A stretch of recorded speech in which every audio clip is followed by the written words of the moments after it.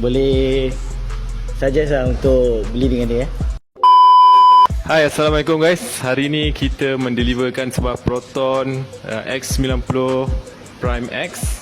So ni adalah customer saya hari ni, Cik Fahan dan juga Puan Daya. So jom kita tanya diorang apakah feedback diorang berkenaan dengan servis saya untuk Proton X90 hari ni. Jom. Hai, Assalamualaikum. Alhamdulillah servis daripada Cik Adam sangat puas hati lah dengan servis yang diberikan, dan proses untuk deliver kereta pun Alhamdulillah semuanya okey.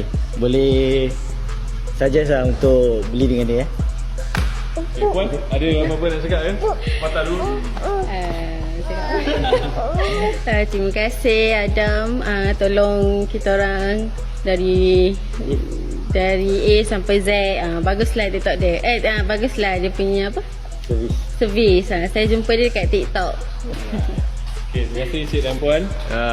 Korang dekat luar sana, andai kata korang berminat dengan kereta Proton, korang boleh tekan di beg biru di bahagian bawah ataupun link di bahagian bio. Alright, Assalamualaikum. Barang antik ni berkelas, cantik.